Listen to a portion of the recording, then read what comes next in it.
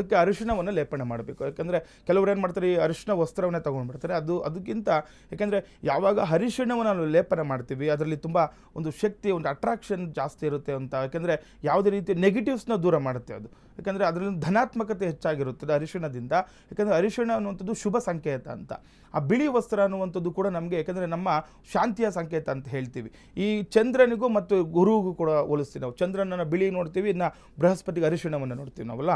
ಹಾಗಾಗಿ ಇವಿಬ್ಬರು ಕೂಡಿದ್ರೆ ನಾವು, ಯಾಕೆಂದರೆ ಮಾನಸಿಕವಾಗಿ ಕೂಡ ಶಾಂತಿ ನೆಮ್ಮದಿ ಸಿಗುವಂಥದ್ದಾಗುತ್ತೆ ನಿಮಗೆ. ಚಂದ್ರ ಮನಸ್ಕಾರಕ ಆಗಿರ್ತಾನೆ, ಈ ಬೃಹಸ್ಪತಿ ಧನಕಾರಕ ಸಂತಾನಕಾರಕ ಅಂತಲೂ ಕೂಡ ಹೇಳ್ತಾ ಇರ್ತೀವಿ. ಈ ರೀತಿ ಕೆಲವೊಂದು ಹಣಕಾಸಿನ ವಿಚಾರದಲ್ಲೂ ಕೂಡ ಏನಾದರೂ ಸಾಲ ಬಾಧೆ ಇದ್ದರೂ ಕೂಡ ಈ ಕೆಲಸವನ್ನು ನೀವು ಮಾಡ್ಕೊಳ್ಬೋದು. ಹಾಗಾಗಿ ಇವತ್ತು ಸಾಯಂಕಾಲ ಅಥವಾ ನಾಳೆ ಸಾಯಂಕಾಲ ಒಂದು ಸಂಕಲ್ಪ ಮಾಡ್ಕೊಳ್ಳಿ, ನಿಮ್ಮ ಹೆಸರಿನಲ್ಲಿ ಸಂಕಲ್ಪ ಮಾಡ್ತಾ ಮನೆಯಲ್ಲಿ ಎಲ್ಲಿ ದೇವ್ರ ಮನೆ ಇರುತ್ತೆ ಅಲ್ಲಿ ಈ ಅರಿಶಿಣ ಬಟ್ಟೆಯನ್ನು ಒದ್ದೆ ಮಾಡಿಕೊಂಡು, ಅಂದರೆ ಬಿಳಿ ಬಟ್ಟೆಯನ್ನು ಒದ್ದೆ ಮಾಡಿ ಅರಿಶಿಣವನ್ನು ಲೇಪನೆ ಮಾಡಿ ಆ ಒಂದು 11 ರೂಪಾಯಿ ಕಾಯಿನ ಅದರಲ್ಲಿ ಹಾಕಿ, ಅದರಲ್ಲಿ ಒಂದೆರಡು ಅಕ್ಷತೆ ಮತ್ತು ಒಂದು 2 ಏಲಕ್ಕಿಯನ್ನು ಹಾಕುವಂಥದ್ದು, 2 ಏಲಕ್ಕಿಯನ್ನು ಅದರೊಳಗಡೆ ಹಾಕಿ ಪೂಜೆ ಮಾಡುವಂಥದ್ದು ಅಷ್ಟು. ಅದನ್ನು ಗಂಟು ಕಟ್ಟಿ ಅದಕ್ಕೆ ಅರಿಶಿಣ ಕುಂಕುಮ ಮತ್ತು ಊದುಬತ್ತಿಗಳಿಂದ ಪೂಜೆ ಮಾಡಿ 2 ಪುಷ್ಪಾರ್ಚನೆಯನ್ನು ಕೂಡ ಮಾಡ್ಕೊಂಡಾಗ ಏನಾಗುತ್ತೆ, ಅದನ್ನು ಒಂದು ಕಡೆ ಇಡಬೇಕಾಗುತ್ತೆ ಮನೆಯಲ್ಲಿ. ಒಂದು 11 ದಿನನೋ ಅಥವಾ ಒಂದು 21 ದಿನ ಅಥವಾ 48 ದಿನ ವ್ರತ ಅಂತ ನೀವು ಆಚರಣೆ ಮಾಡಬೇಕು ಇದನ್ನು. ಯಾಕಂದರೆ ಏನು ಫಲ ಸಿಗಬೇಕು ನಿಮಗೆ. ಕೆಲವೊಬ್ಬರು ನೋಡಿ ಏನೋ ಸಂತಾನ ಕೂಡ ಆಗಿದೆ, ನಮಗೆ ಏನೋ ಮನೇಲಿ ಸಮಸ್ಯೆ ಆಗ್ತಿದೆ, ಯಾಕಂದರೆ ಸಂತಾನ ಆಗಿ ಕೂಡ ಮಗುವಿನಿಂದ ಏನೋ ಸಮಸ್ಯೆ ಅಥವಾ ಮದುವೆ ಆದಮೇಲೆ ಇಬ್ಬರಿಗೂ ಒಂದು ಹೊಂದಾಣಿಕೆ ಇಲ್ಲ. ಈ ರೀತಿ ಇದ್ದಾಗ ಹೆಣ್ಣು ಮಗು ಆಗ್ಬೋದು ಗಂಡು ಮಗು ಅದು ಮನೇಲಿ ಮಾಡ್ಕೊಳ್ಳಿ. ನಿಮಗೆ ಏನಾಗುತ್ತೆ, ಇದರಿಂದ ಏನಾಗುತ್ತೆ, ನಿಮ್ಮ ಮನೆಯಲ್ಲಿ ಯಾವಾಗ ವ್ರತಾಚರಣೆ ಆಗ್ತಾ ಇರುತ್ತೆ, ಅಥವಾ ಒಂದು ಮಂಡಲ ವ್ರತ ಆಗ್ಬೋದು ಅಥವಾ ಅರ್ಧ ಮಂಡಲ ಆಗ್ಬೋದು.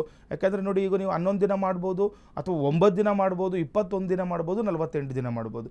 ಒಂದು ಸಂಕಲ್ಪ ಮಾಡ್ಕೊಳ್ಳಿ, ಇಷ್ಟು ದಿನ ನಾನು ಮಾಡ್ತೀನಿ ಅಂತ ಅಷ್ಟೇ. ಅದಕ್ಕೆ ದಿನದಲ್ಲಿ ನಿತ್ಯವೂ ಕೂಡ ಬೆಳಗ್ಗೆ ಆಗ್ಬೋದು ಸಾಯಂಕಾಲ ಆಗ್ಬೋದು ಒಂದು ಊದುಬತ್ತಿಯಿಂದ ಪೂಜೆ ಮಾಡ್ತಾ ಬಂದು, ನಾವು ನಿಮ್ಗೇನು ಕೋರಿಕೆಗಳಿದೆ, ಏನು ಸಮಸ್ಯೆ ನಿಮ್ಗಾಗಿದೆ, ಆ ಸಮಸ್ಯೆಗಳು ಬಗೆಹರಿಲಿ ಅಂತೇಳಿ ಈ ರೀತಿ ಮಾಡ್ತಾ ಇದೀವಿ ಅಂತ ಮಾಡ್ಕೊಳ್ತಾ, ಈ ನಿಮ್ಮ ಕುಲದೇವರ ದೇವಸ್ಥಾನಗಳಿಗಾಗ್ಬೋದು ಅಥವಾ ನಿಮ್ಗೆ ಇಷ್ಟ ದೇವತೆ, ಕೆಲವೊಬ್ಬರು ಈ ತಿರುಪತಿಗೆ ಹೋಗಿ ಹಾಕುವಂಥದ್ದಿದೆ, ಇನ್ನು ಕೆಲವರು ಧರ್ಮಸ್ಥಳಕ್ಕೆ ಹೋಗುವಂಥದ್ದು, ನಿಮ್ಗೆ ಇಷ್ಟವರ ದೇವರುಗಳಿಗೆ.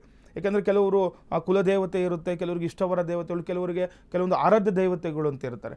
ನಿಮ್ಮ ಆರಾಧ್ಯ ದೇವತೆಗಳಿಗೆ ಆಗ್ಬೋದು, ಎಲ್ಲಿಗಾದರೂ ಅದನ್ನು ಸಮರ್ಪಣೆ ಮಾಡುವಂಥದ್ದು, ಅಲ್ಲಿಗೆ ತಲುಪಿಸ್ಬೇಕು ನೀವು. ಯಾವಾಗಾದರೂ ಈ 48 ದಿನ ಆದಮೇಲೆ ಅಥವಾ 21 ದಿನ ಆದಮೇಲೆ ಅಥವಾ 9 ದಿನ ಆದಮೇಲೆ ಅಥವಾ 11 ದಿನ ಆದಮೇಲೆ ಏನು ಮಾಡಬೇಕು, ಅದನ್ನು ತೊಗೊಂಡು ನೀವು, ಯಾಕೆಂದರೆ ಏನಾದರೂ ಸತಿಪತಿಯಲ್ಲಿ ಕಲಹ ಉಂಟಾಗಿದ್ದರೆ ಸತಿಪತಿ ಸಮೇತ ಹೋಗ್ಬೇಕು ನೀವು. ಅಥವಾ ಮನೇಲಿ ಯಾರಿಗಾದರೂ ಆರೋಗ್ಯ ಸಮಸ್ಯೆ ಇದೆಯಾ, ಆ ಆರೋಗ್ಯ ಸಮಸ್ಯೆ ಏನು ಅವರೇ ಹೋಗಬೇಕು ಅಂತಿಲ್ಲ, ಮನೇಲಿ ಯಾರಾದರೂ ಹೋಗ್ಬೋದು. ಯಾಕೆಂದರೆ ಈ ರೀತಿ ಹೋಗಿ ಅದಕ್ಕೆ ಅಲ್ಲಿ ಒಂದು ಭಗವಂತನಿಗೆ ಒಂದು ಅರ್ಚನೆ ಮಾಡಿಸಿ, ಒಂದು ಪೂಜೆ ಮಾಡಿಸಿ, ಅದನ್ನು ಅಲ್ಲಿ ಸಮರ್ಪಣೆ ಮಾಡಿ, ನಮ್ಮಿಂದ ಏನಾದರೂ ಈ ರೀತಿ ಏನಾದರೂ ಋಣಬಾಧೆಯಿಂದನೋ ಅಥವಾ ಏನಾದರೂ ಹರಕೆ ವಿಚಾರದಲ್ಲಿ ಏನಾದರೂ ತೊಂದರೆಗಳಾಗಿದ್ರು ಎಲ್ಲ ಋಣಬಾಧೆ ನಿವಾರಣೆ ಆಗಲಿ ಅಂತ ದೇವರ ಮೊರೆ ಹೋದರೆ, ಇಲ್ಲಿರುವಂಥ ಎಲ್ಲ ಸಮಸ್ಯೆಗಳು ನಿಮಗೆ ಪರಿಹಾರ ಆಗುವಂಥದ್ದು